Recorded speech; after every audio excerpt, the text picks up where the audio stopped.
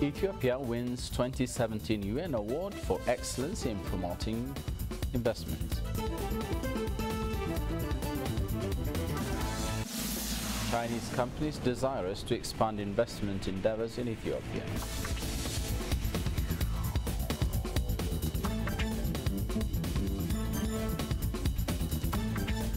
And farmers in urban South Africa using hydroponics to grow crops on rooftops without soil.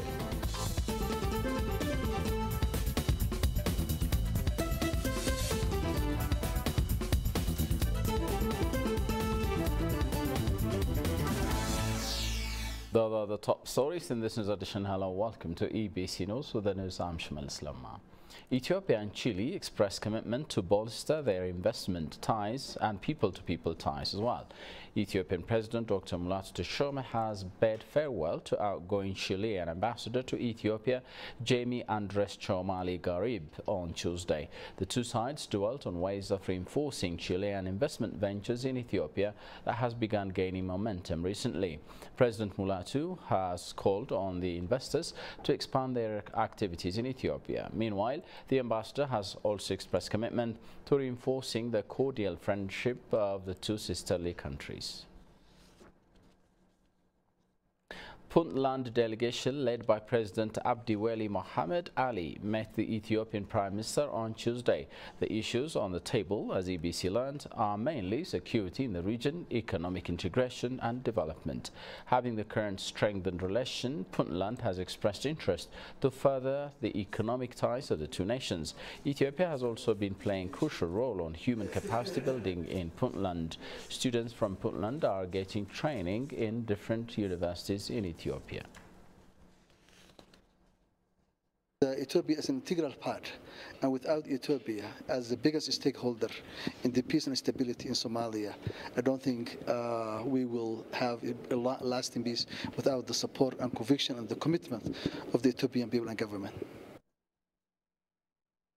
The Ethiopian Investment Commission wins the 2017 United Nations Award for outstanding performance in targeted promotion, facilitation and execution of sustainable investment projects. A delegation from the Ethiopian Investment Commission led by Commissioner Fitsum Arega has received the award. Jerusalem Baza has more. The award was announced by the United Nations Conference on Trade and Development UNCTAD during the NAN's Investment, Enterprise and Development Commission on Monday 20 in Geneva. Director for Investment Division of UNCTAD said Ethiopia won based on the criteria of effectiveness of its investment promotion strategy in promoting and facilitating FDI projects, evidence of positive results from the promotion and facilitation services, and contribution of its FDI projects to the realization of the SDGs.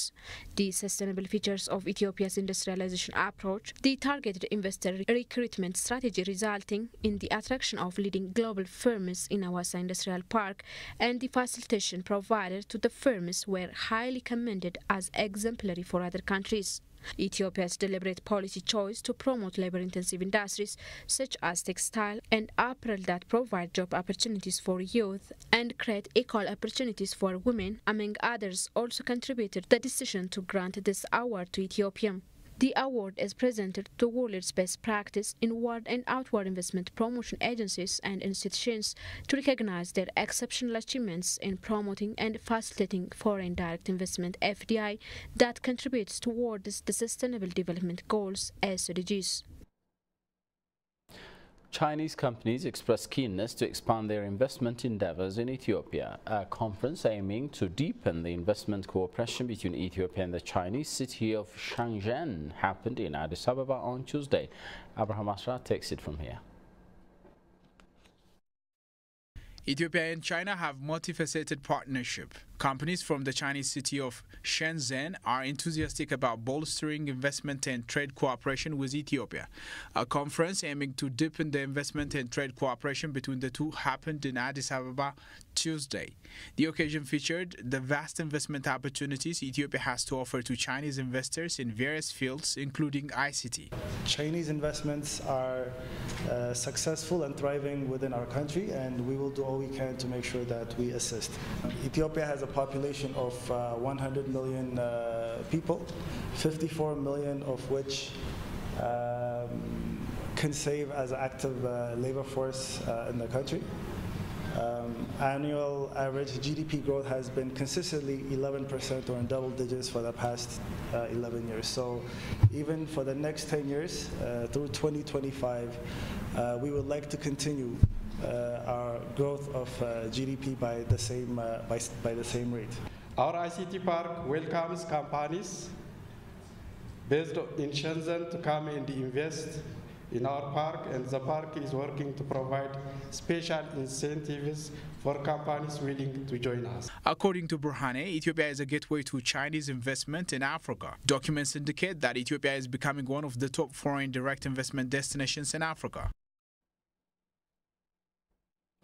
The Ethiopian National Planning Commission states Ethiopia is striving to realize reliable and authoritative geospatial information as an essential tool for planning, decision-making and measuring processes. Africa GIS 2017 conference is taking place here in Addis Ababa at the UN Economic Commission for Africa, UNECA. Jerusalem Bizahar reports. The conference aims to create an opportunity to champion the use of geospatial information and space-based technology in Africa in addressing the major challenges the continent is facing, including climate change and disaster risk, among others. At the event, it was disclosed that Africa needs evidence-based geospatial information for better decision-making on its economic transformation. Geospatial information will play a key role in formulating and developing evidence-based decision-making to inform economic transformation in the continent. It is everyone's knowledge that in the context of sustainable development goals and with the slogan, "Leave no one behind." With this in mind, Ethiopia is working to realize a reliable and authoritative geospatial information in the country. Sharing the country developments of geospatial information and maximizing visibility is very crucial in implementing Africa's developmental initiatives. The Federal Democratic Republic of Ethiopia recently, just last week, passed a resolution to re-establish the Ethiopian Mapping Agency as the Ethiopian Geospatial Information Agency, with enhanced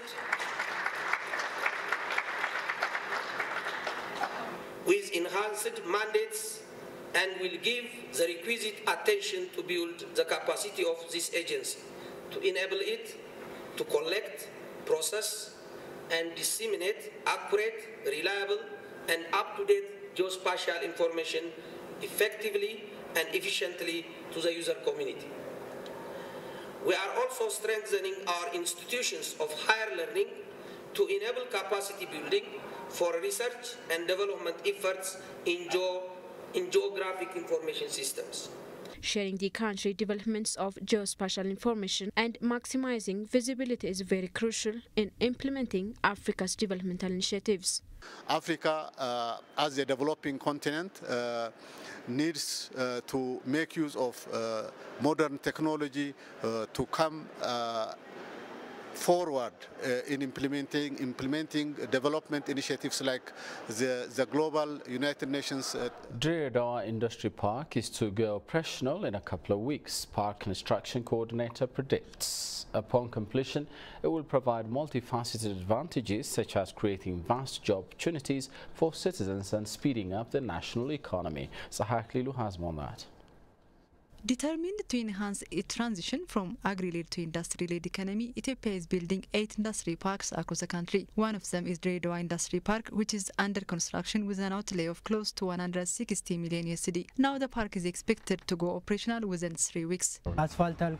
The asphalt part is already finished. The building of sheds is also nearing completion. All in all, the whole work is expected to be completed within 20 days. The industry park lies near to Djibouti port, where about 90% of Ethiopia import-export transactions take place. This will contribute great share in boosting up the national economy. The park is also said ideal in skill building through technology transfer to Ethiopians.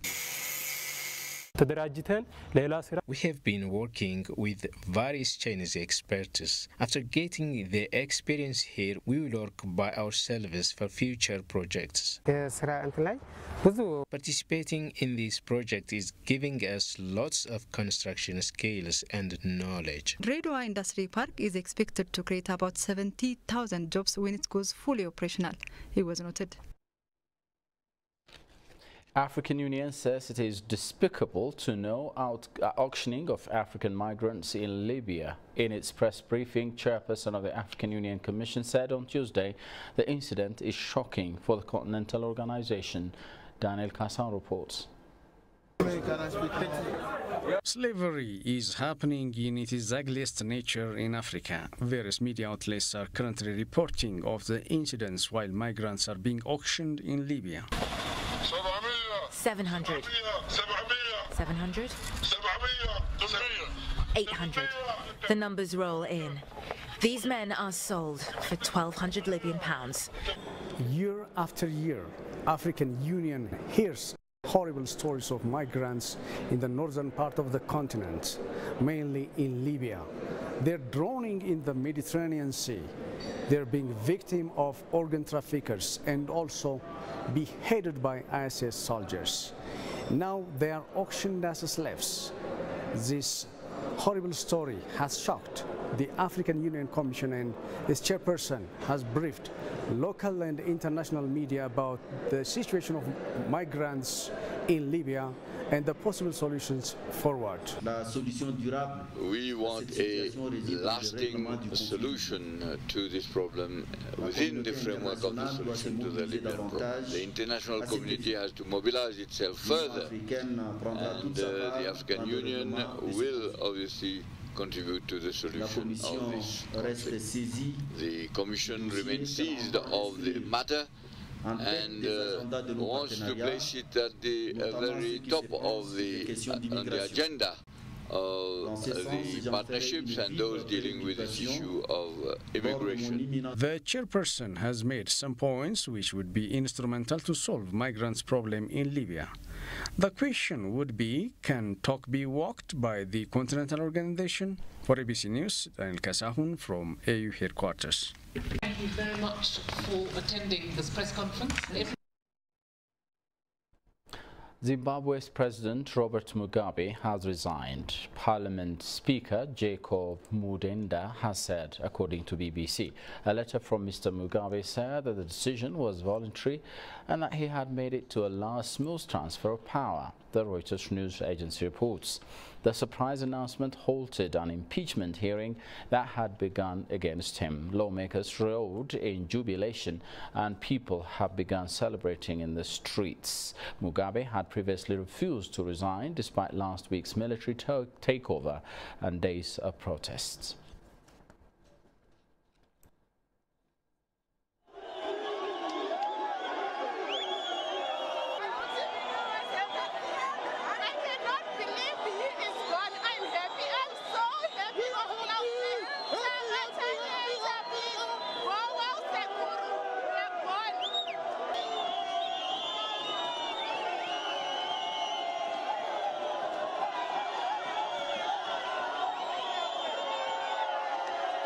Yeah, we are happy. Yeah, we are happy. We are don't so know what happy. to say. We're overwhelmed. We're really overwhelmed, hey? We are happy today that Mugabe is for good.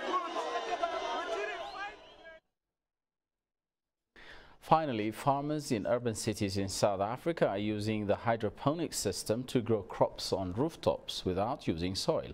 The technique uses an irrigation pump that provides crops with water and a nutrient solution throughout the day and is helping provide food and jobs in the country. Shifa Raulago takes up Reuters Dispatch. Mpati is tending his farm in Johannesburg, South Africa. He's among a group of farmers in the country who are growing herbs and other crops on rooftops in urban cities. He's part of a project run by various organizations that want to make more produce available in the inner city and provide jobs for entrepreneurs who want to farm but don't have access to land. Mpati grows basil and other herbs at the farm using a hydroponic system on top of of the city's Chamber of Mines building. And I've been growing basil for the past 3 years, so I'm experienced with it, but it was soil-based farming, nothing in hydroponics. This was my first grow, and that's why I chose basil. I knew how to grow the crop. It was very profitable, and I knew I'd get a better price at market because it's a crop that they're currently struggling to get, and that was validated with my first harvest. The plants are placed in pipes through which water and nutrients are pumped throughout the day. Researchers say high food prices can be tackled through hydroponics by making more food available locally instead of depending on produce coming in from farming regions. About 100 buildings have already been identified where similar farms in the city will be set up. Mpati is able to produce over 100 kilograms of basil in 21 days. The current system that we're using is called NFT. It's a recycling water system. So I chose this specific system because it is a very efficient system when you're growing vegetative crops that produce a lot of leaf mass, like your basil, your thyme, your rosemary, your mint. So you get a better yield, better quality. The program, known as Urban Agriculture Initiative, was started by Wouldn't It Be Cool, a monitorship and incubation outfit that offers advice and funding to young entrepreneurs from disadvantaged backgrounds who have innovative ideas. With this, one of the things that we were looking at was, how do you create opportunities that create employment? And we know agriculture is one of the biggest employers within the economy, but how do you bring agriculture to the city? Because the entrepreneurs we work with were predominantly around the city, here and in Pretoria. So we were looking at concepts about agriculture, and slowly we started playing around with this idea, and hydroponics, the technology really opened up the opportunity to actually say, you can do it. Mpati sells his basil to restaurants like the city's Park Cafe, where it's used to prepare various meals and snacks. He's working on plans to expand his farm further and employ 2 workers to help as he exploits agribusiness opportunities cropping up in the city. Well, that's all in this news edition. Many thanks for watching.